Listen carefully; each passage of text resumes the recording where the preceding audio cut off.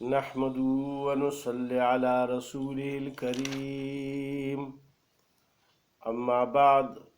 فأعوذ بالله من الشيطان الرجيم بسم الله الرحمن الرحيم ولا تتمنوا ما فضل الله به بعضكم على بعض للرجال نصيب مما اكتسبوا وللنساء نصيب مما اكتسبن واسألوا الله من فضله إن الله كان بكل شيء عليما ولكل جعلنا موالي مما ترك الوالدان والأقربون والذين عقدت أيمانكم فآتوهم نصيبهم إن الله كان على كل شيء شهيدا الرجال قوامون على النساء بما فضل الله بعضهم على بعض وبما أنفقوا من أموالهم فالصالحات قانتات حافظات للغيب بما حفظ الله واللاتي تخافون نشوزهن فعظوهن واهجروهن في المضاجع واضربوهن وإن أطعنكم فلا تبغوا عليهن سبيلا إن الله كان عليا كبيرا وإن خفتم شقاق بينهما فابعثوا حكما من أهله وحكما من أهلها إن يريدا إصلاحا يوفق الله بينهما إن الله كان عليما خبيرا صدق الله العظيم۔ السلام علیکم میرے بھائیوں اور بہنوں، آج اللہ سبحانہ وتعالیٰ کی توفیق اور طاقت سے ہم سورہ نساء کی آیت نمبر 32 سے شروع کریں گے۔ اللہ سبحانہ وتعالیٰ مجھے صحیح بیان کرنے اور پھر عمل کرنے کی توفیق عطا فرمائے اور آپ کو بھی۔ ان آیات میں اللہ سبحانہ وتعالیٰ نے ایک خاص واقعے کی طرف توجہ فرمائی ہے مسلمانوں کی، اور ان کی حل کے لیے اللہ سبحانہ وتعالیٰ نے طریقے بھی بتلائے ہیں، کیونکہ مرد اور عورت دونوں یہ زندگی کے گاڑی کے دو پہیے ہیں، اور دونوں ایک ساتھ چلیں گے تو یہ گاڑی صحیح چلتی رہے گی، اور اگر دونوں میں کوئی فرق کسی میں بھی آ گیا تو پھر وہ گاڑی صحیح نہیں چل سکتی۔ تو اللہ سبحانہ وتعالیٰ تو خالق ہے، تمام مخلوق اللہ سبحانہ وتعالیٰ نے پیدا فرمائی ہیں، اور ہر ایک چیز کا اپنے اپنے مدار میں اور اپنی اپنی جگہ پر اللہ سبحانہ وتعالیٰ نے فٹ کر کے رکھ دیا ہے۔ اب کوئی بھی چیز اپنی جگہ سے ہٹنا چاہے یا اوپر نیچے ہونا چاہے تو پھر اس نظام میں بگڑاوٹ آئے گی، جس نظام کو اللہ سبحانہ وتعالیٰ نے جس ترتیب سے بنایا ہے۔ یہی بھی ایک قسم کا اس طرح ایک واقعہ ہے کہ رسول پاک صلی اللہ علیہ وآلہ وسلم کے پاس ایک عورت آئی اور اس نے یہ کہا کہ مردوں کو تو 2 حصے ہیں اور ہمارا ایک حصہ ہے، ہم جنازوں میں بھی شریک نہیں ہو سکتے، جہاد میں بھی شریک نہیں ہو سکتے، اور یہ اور وہ۔ اس نے اپنی باتیں کی کہ مرد کو ہمارے اوپر فضیلت دی گئی ہے، زیادہ تر مردوں کو خطاب ہوتا ہے قرآن پاک میں اللہ کی طرف سے۔ تو یہ کیسے ہے؟ رسول پاک صلی اللہ علیہ وآلہ وسلم کو اللہ سبحانہ و تعالیٰ نے یہ وحی عطا فرمائی۔ اللہ پاک فرماتے ہیں اس 32 نمبر آیت سورہ النساء میں، وَلَا تَتَمَنَّوْا مَا فَضَّلَ اللَّهُ بِهِ بَعْضَكُمْ عَلَى بَعْضٍ، اور ہوس مت کرو جس چیز میں بڑائی دی اللہ نے ایک کو ایک پر، یعنی مرد کو اللہ سبحانہ و تعالیٰ نے بڑائی دی، عورت کو بھی اپنی جگہ پر رکھا ہوا ہے، اس کو پست نہیں کیا، جس طرح کے کفار یا اس وقت کے جو رسول پاک صلی اللہ علیہ وسلم کے زمانے میں جو عورتوں سے سلوک کیا جاتا تھا وہ انسان ہی نہیں سمجھتے تھے عورت کو، ان کا کوئی وراثت میں حصہ بھی نہیں تھا، اور بالکل حیوانوں کی طرح ان کے ساتھ یعنی وہ معاملہ کرتے تھے، بچوں کا کوئی حصہ نہیں تھا، بچیوں کو زندہ درگور کرتے تھے، وہ اتنا ہلکا سمجھتے تھے۔ اسلام نے اتنا حصہ دیا، اتنی عزت دی، ان کے ساتھ اچھے سلوک کے لیے ہدایات دی، اور اس پر بھی اعتراض، لہٰذا اللہ سبحانہ و تعالیٰ نے ادھر یہ فرمایا کہ یعنی یہ تمنا مت کرو اس فضل کا جو بعض چیزوں پر دوسروں کے اوپر اللہ پاک نے فرمایا ہے۔ اب اللہ سبحانہ و تعالیٰ نے مزید فرمایا، لِلرِّجَالِ نَصِیبٌ مِّمَّا اکْتَسَبْنَا، مردوں کو حصہ ہے اپنی کمائی سے، یعنی مردوں کے لیے جو حصہ مقرر کیا گیا ہے وہ بھی اپنا حصہ ہے۔ اللہ سبحانہ و تعالیٰ نے مقرر فرمایا، وَلِلنِّسَاءِ نَصِیبٌ مِّمَّا اکْتَسَبْنَا، اور عورتوں کو حصہ ہے اپنی کمائی سے، یعنی جو عمل ہے، عمل کے لحاظ سے تو آخرت میں درجات ایک ہی ملیں گے، جتنی بھی تقوی اور اختیار کریں گے مرد اختیار کریں گے تو وہ بھی اعلیٰ مرتبہ میں پہنچ جائیں گے، اور عورت اختیار کرے گی تو وہ بھی اعلیٰ درجے میں پہنچ سکتی ہے، اس میں کوئی وہ نہیں ہے۔ لیکن یہ دنیاوی کاموں کو اور ایک سسٹم کو رکھنے کے لیے ہوتا ہے، جس طرح کہ ایک دفتر میں ایک آفیسر ہوتا ہے اور پھر نیچے اس کے سپروائزر ہوتے ہیں، پھر اس کے نیچے دوسرے ورکر وغیرہ ہوتے ہیں، تو سپروائزر ان سے کام لیتا ہے اور پھر وہ اس کو رپورٹ کرتا ہے آفیسر کو، اور پھر اسی طرح ان کی جو تنخواہیں ہوتی ہے وہ بھی اوپر سے دستخط کر کے ان کو اسی حساب سے ملتی ہیں، جن طریقوں سے انہوں نے کام کیا ہوتا ہے وہ رپورٹ سب ان کے سامنے ہوتی ہے۔ تو یہ درجات تو ہر معاملے میں ہونی چاہیے، اگر درجات نہ ہو تو پھر تو دنیا کا نظام ہی نہ چلے۔ سارے لوگوں کو اللہ سبحانہ و تعالیٰ مالدار پیدا فرما دیتے تو کوئی کسی کا کام کیا کرتا، خود اپنے کام سب سارے کرتے۔ اسی لیے اللہ سبحانہ و تعالیٰ نے کسی کو محتاج بنایا، کسی کو امیر بنایا، وہ اپنا پیسہ خرچ کرتا ہے اور وہ کام کرتا ہے تو دونوں کا کام ہو جاتا ہے، اس کا بھی رزق کا بندوبست ہو جاتا ہے اور اس کا بھی یعنی کام ہو جاتا ہے، جو یعنی گھر بنانا ہوتا ہے یا کوئی چیز بنانی ہوتی ہے، دکان وغیرہ۔ تو اسی طرح اللہ سبحانہ و تعالیٰ نے فرمایا کہ ہر ایک کو اپنی کمائی کا حصہ ملے گا، دنیا میں بھی اور آخرت میں بھی۔ اب دنیا میں جو جتنا یعنی جس کا حصہ ہے اللہ نے مقرر فرمایا تو اس پر قناعت کرو،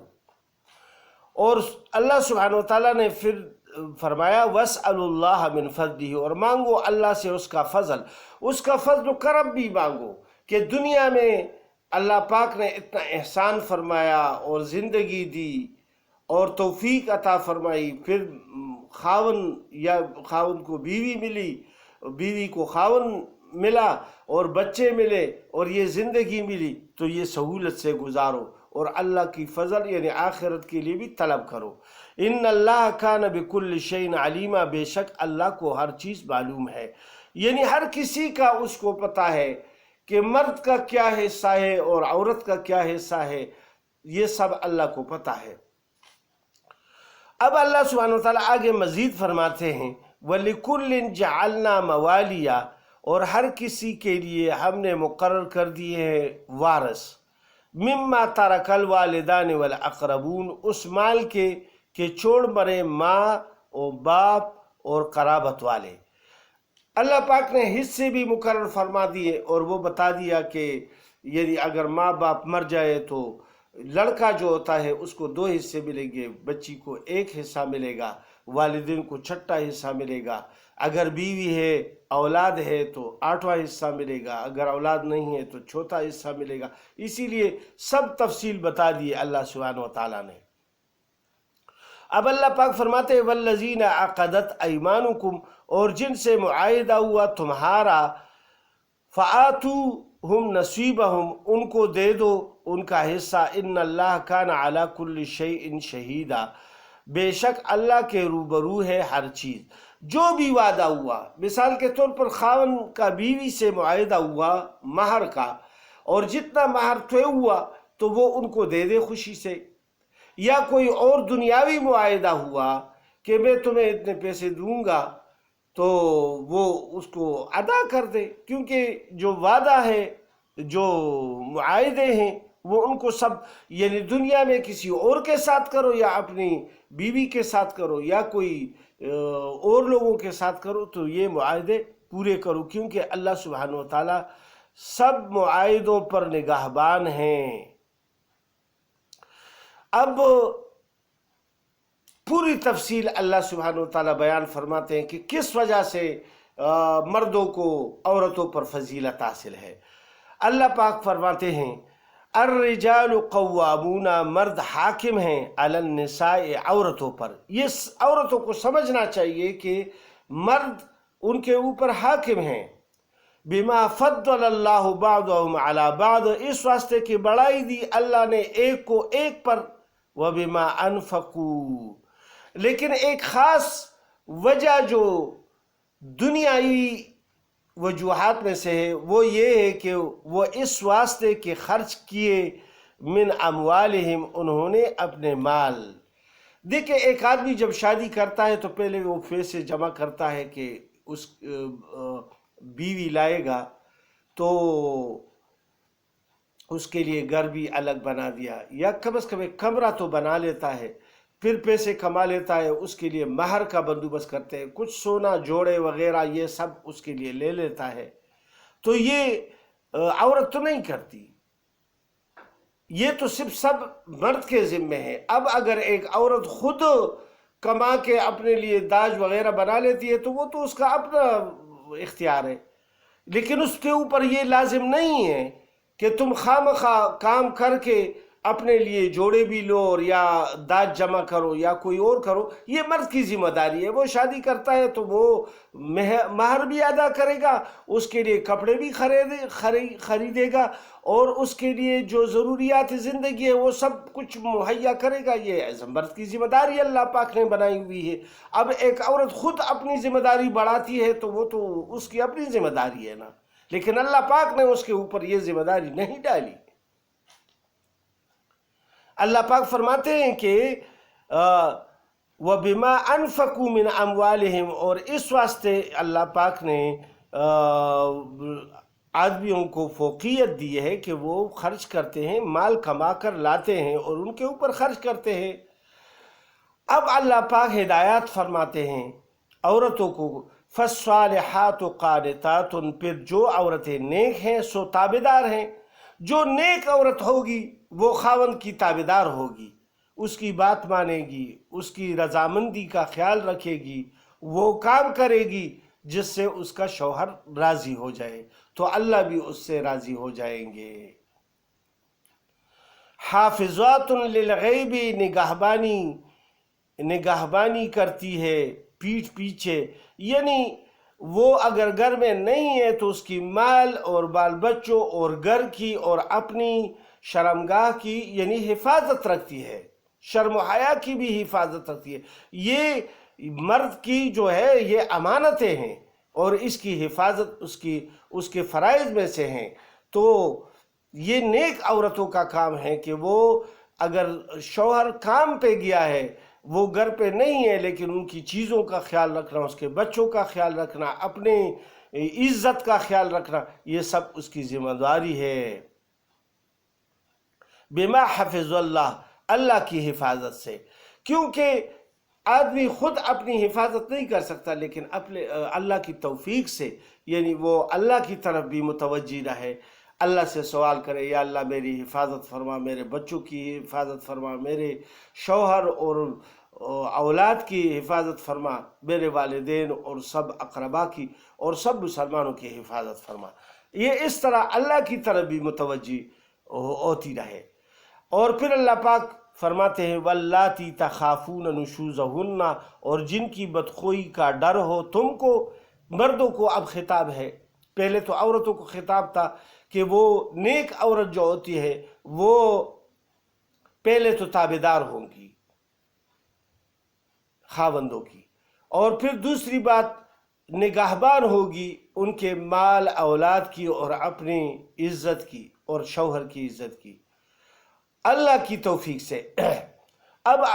مردوں کو ہدایت دی جا رہی ہے، واللاتی تخافون نشوزہن، اور جن کی بدخوئی کا ڈر ہو تم کو، فعظوہن، تو ان کو سمجھاؤ، ان کو وعظ نصیحت کرو کہ تم اس طرح نہ کرو، اس سے میرا دل دکھتا ہے، یا ہمیں نقصان ہے، ہمارے بچوں کو نقصان ہے، اس طرح نہ کرو۔ وَهْجُرُوهُنَّ فِي الْمَضَاجِعِ، پھر اگر وہ اس پر بھی نہ مانے اور اپنی ضد پر قائم رہے تو جدا کرو سونے میں، یعنی اس سے تھوڑا سا ناراضگی کا اظہار یہ ہے کہ آدمی الگ سوئے، اگر 2 کمرے ہیں تو دوسرے کمرے میں سوئے، اس سے اپنے بستر سے جدا کرے۔ پھر اگر وہ اس بات پر بھی اس پر کوئی جوئی نہ رینگے، وَاضْرِبُوهُنَّ، پھر مارو اس کو، لیکن شریعت کے دائرے میں مارنا ایسی نہیں ہے، یعنی مفسرین حضرات نے کہا ہے کہ اس کی ہڈی ٹوٹ جائے، یا ایسے مارے کہ اس کے اوپر نشان پڑ جائے، زخم آ جائے، لہٰذا اس طرح نہیں مارنا چاہیے۔ بس یعنی جو لوگ یعنی تھوڑی ادب پر وہ مار پر وہ غصے پر بھی سمجھ جاتی ہے، اور اگر غصے پر رہے تو ایک تھپڑ وغیرہ پر بھی سمجھ جاتے ہیں، تو اتنا کیا مارنا کہ اس کی ہڈی ٹوٹ جائے، پھر وہی اسی کے لیے تم اس کو لے کے جاؤ گے اسپتالوں میں ادھر ادھر، اور کام کاج بھی نہیں کر سکی گے، یا اس کے اوپر اگر خون آ گیا، زخم آ گیا، تو اس کی وجہ سے پھر تم بھی پریشان ہوگے، اور وہ بچے بھی پریشان ہوں گے، اور وہ بھی پریشان ہوگی، لہٰذا لوگوں میں بھی بہت بات بڑھے گی، تو اتنا نہ مارو۔ بس اس کے لیے اشارتاً بھی کافی ہے کہ تھوڑا سا بھی 2 تھپڑ بھی مار دیے تو وہ اگر وہ صحیح عورت ہے تو وہ مان جائے گی۔ فَإِنْ أَطَعْنَا فَلَا تَبْغُوا عَلَيْهِنَّ سَبِيلًا، پھر اللہ پاک ہدایات دے رہے ہیں کہ اگر ان تینوں باتوں میں سے کسی بات پر وہ سمجھ جائے تو پھر اگر کہا مانے تمہارا تو مت تلاش کرو ان پر راہ الزام کی، پھر خواہ ان کو تنگ نہ کرو کہ خواہ ایسی ٹھون سے دو، باتیں کرو، یا کوئی ان کے اوپر یعنی غصہ کرو خواہ، بس جب وہ مان گئی تو تم بھی اپنی طبیعت کو اب راست کرو، اب اس کے اوپر ایسے ہی خواہ غصے وغیرہ نہ کرو، تانے نہ دو، یا ایسی کوئی باتیں نہ کرو کہ اس سے پھر اس کو اشتعال آ جائے، کیونکہ تم بھی اس کو معاف کر دو، بس ختم کر دو معاملے کو۔ ان اللہ کان علیٰ کبیرا، بے شک اللہ سب سے اوپر بڑا ہے۔ یعنی تمہیں جو مرد کو اللہ پاک ہدایات دے رہے ہیں کہ اگر تمہیں کوئی اللہ پاک نے بڑائی دی ہے تو اللہ سب سے بڑا ہے، اگر اب تم کوئی ظلم کرو گے، زیادتی کرو گے، اس کے گناہ سے اس سے زیادہ سزا دو گے، تو پھر اللہ سبحانہ وتعالیٰ تمہاری پکڑ کرے گا۔ مردوں کو بھی اللہ پاک نے گرفت میں لے لیا کہ پھر اس طرح نہیں ہے کہ تم بے حساب کتاب کے اس طرح ہو جائے گے، اس زیادتی کا تم سے حساب لیا جائے گا۔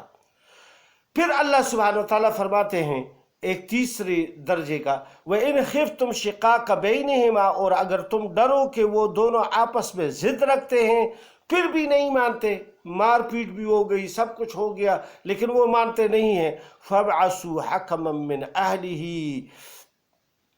تو کھڑا کرو ایک منصف مرد والوں میں سے، وَحَكَمًا مِّنْ أَهْلِهَا، اور ایک منصف عورت والوں میں سے۔ یہ اس لیے کہا کہ دونوں کے رشتہ داروں میں سے کوئی منصف، جو منصف مزاج آدمی ہو، انصاف پسند قسم کا آدمی ہے، اس کو وہ بھی منصف بنائے اور یہ بھی منصف بنائے۔ جھگڑالو آدمی کو نہ بنائے کہ وہ الٹا بگڑا دے مسائل کو۔ منصف آدمی، عدل اور انصاف والا آدمی، اچھا آدمی، اس کو منصف بنا دے، اس کے گھر سے بھی اور اپنے گھر سے بھی، اور پھر دونوں بیٹھ جائے، اس سے وہ بات لے لے گا، اس سے یہ بات لے لے گا، اور وہ دونوں آپس میں پھر مشورہ کریں گے۔ تو پھر اللہ پاک نے فرمایا وَإِن يُرِيدَا، اگر یہ دونوں ارادہ رکھتے ہیں اصلاحاً، یعنی صلح کرانے کی، يُوَفِّقِ اللَّهُ بَيْنَهُمَا، تو اللہ موافقت کر دے گا ان دونوں میں۔ یعنی اگر یہ دونوں جو بڑے ہیں اور یہ شوہر اور بیوی بھی، ان کے دلوں میں بھی اچھائی ہے اور نیکی کے آثار ہیں، اور پھر یہ دو بزرگ جو بیٹے ہیں ان کے دلوں میں بھی موافقت اور صلح کرانے کی نیت ہے، بگاڑنے کی نیت نہیں سی، بلکہ موافقت کی نیت سے وہ آئے ہیں، تو اللہ پاک ان دونوں کو یعنی اکٹھا کر دیں گے اور ان کا صلح ہو جائے گا۔ ان اللہ کان علیما خبیرا، بے شک اللہ سب کچھ جاننے والا خبردار ہے۔ یعنی اللہ کو سب خبر ہے، سب کے دلوں کے بیدوں کو اللہ سبحانہ و تعالیٰ جانتے ہیں کہ کس کے دل میں کیا ہے، لہٰذا اپنے دلوں کو صاف رکھے۔ جس معاملے کے لیے تمہیں بلایا گیا ہے اس کے لیے یعنی ہمدردی کے ساتھ اور اللہ سبحانہ و تعالیٰ کی توفیق کے ساتھ اور شفقت اور محبت کے ساتھ دونوں کے درمیان موافقت لانے کی کوشش کرے، اور شوہر اور بیوی بھی اپنے حسد اور بغض کو دور کر دے، تو تب یہ بات بنے گی۔ اور اللہ سبحانہ و تعالیٰ کو سب کے دلوں کا یعنی پتہ ہے، لہٰذا یہ کوئی نہ کہے کہ ہمیں یعنی اللہ کو پتہ نہیں چلے گا۔ اللہ سبحانہ و تعالیٰ سب کے ساتھ پھر قیامت میں ہی حساب کریں گے۔ اللہ سبحانہ و تعالیٰ ہم سب کو ان آیات پر عمل کی توفیق عطا فرمائیں۔ وما علینا الا البلاغ۔ السلام علیکم ورحمۃ اللہ وبرکاتہ۔